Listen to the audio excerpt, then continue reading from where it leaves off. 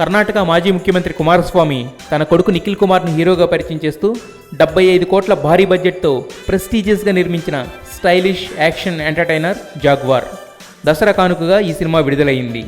బాహుబలి, బజరంగి భాయిజాన్ వంటి ప్రెస్టీజియస్ ప్రాజెక్ట్స్కి కథ అందించిన విజేంద్ర ప్రసాద్ ఈ సినిమాకి స్టోరీ ఇవ్వడంతో సినిమా ప్రీ ప్రొడక్షన్ దశ నుండే వార్తల్లో నిలిచింది, అంచనాలు ఏర్పరచుకుంది. సినిమా కథను డీల్ చేయడంలో 2 విధానాలుంటాయి. కథను మొదటి నుండి నడిపిస్తూ ట్విస్టులతో ఆసక్తికరంగా నడపడం, రెండోది ఆసక్తికరమైన ట్విస్టులతో సినిమాని నడిపిస్తూ చివర్లో స్టోరీ చెప్పడం. ఈ సినిమా కోసం రెండో దారిని ఎంచుకున్నాడు కథా రచయిత విజేంద్ర ప్రసాద్.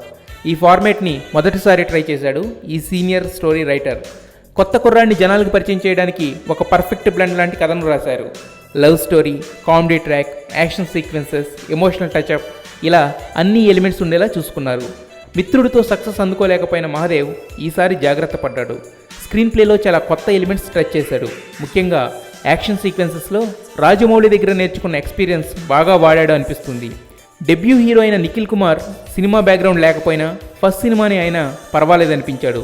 స్క్రీన్ ప్రెజెన్స్ డీసెంట్గా ఉంది. హీరోయిన్ దీప్తి సాతికి ఇది రెండో సినిమా అయినా కూడా యాక్టింగ్ పరంగా సూపర్బ్ అనిపించింది. లుక్స్ వైజ్, గ్లామర్ ఫీస్ట్లో కూడా మంచి మార్కులే పడ్డాయి. ఇక జగపతి బాబు రఫ్ లుక్తో కాప్ క్యారెక్టర్లో పీక్స్ ఇచ్చాడు. సంపత్, ఆదిత్య మీనన్, రమ్యకృష్ణ, రావు రమేష్ల acting potentiality as usual present చేశారు. ఇక బ్రహ్మీ కామెడీ ట్రాక్ అయితే సోసోగా ఉంది.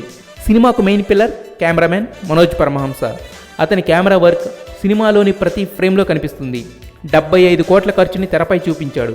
ఫైట్ సీక్వెన్సెస్, సాంగ్స్లో అతని మార్క్ మార్వలస్గా కనిపిస్తుంది. లొకేషన్, ఆర్టిస్ట్, మూడ్, గ్రాండియర్ అన్నింటినీ బ్యాలెన్స్ చేసుకుంటూ వావ్ అనిపించే విజువల్స్ తీశాడు. దానికి ఆర్ఆర్ స్పెషలిస్ట్ అయిన తమన్ అదే రేంజ్ అవుట్పుట్తో ఆ ఇంపాక్ట్ డబుల్ చేశాడు. పాటలు మాత్రం అంతగా ఆకట్టుకునేలా లేవు. కాకపోతే పిక్చరైజింగ్లో ఉన్న కిక్ వల్ల ఎంజాయ్ చేస్తాం. తమన్నా ఐటెం సాంగ్ బాగుంది, కానీ ఏమాత్రం సిచ్యువేషన్ లేకుండా సడన్గా రావడంతో స్పీడ్ బ్రేకర్లా అనిపిస్తుంది.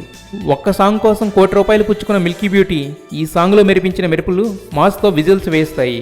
ఇక రామ్ లక్ష్మణ్ కంపోజ్ చేసిన ఫైట్ సీక్వెన్సెస్, యాక్షన్ సీన్స్ ఇష్టపడే వాళ్ళకి పీక్ లెవెల్ సాటిస్ఫాక్షన్ ఇస్తాయి.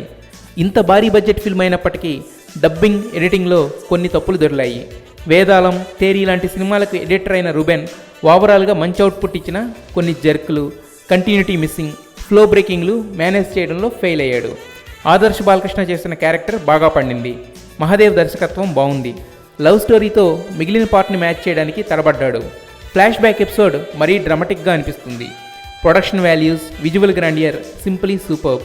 మామూలుగా ఉన్న సన్నివేశాలు కూడా నిర్మాణ విలువల వల్ల గొప్పగా కనిపిస్తాయి. మొత్తానికి తమ కొడుకు నిఖిల్ కుమార్ని హీరోగా ఇంట్రడ్యూస్ చేయాలని కుమారస్వామి, అనితా కుమారస్వామిలు చేసిన కాస్ట్లీయెస్ట్ అటెంప్ట్ ఎక్సలెంట్ అనిపించుకోకపోయినా బాగుంది అనిపిస్తుంది. మాస్ మసాలా సినిమాలు ఎంజాయ్ చేసే వారికి ఖచ్చితంగా నచ్చే cinema jaguar. It's a one time watch movie for time pass. నా ప్రేమ వెన్నలా కరిగిపోదు, పాలలా విరిగిపోదు, మజ్జిగలా పులిసిపోదు. ప్రేమ ప్రేమ నీకు ఇది న్యాయమా?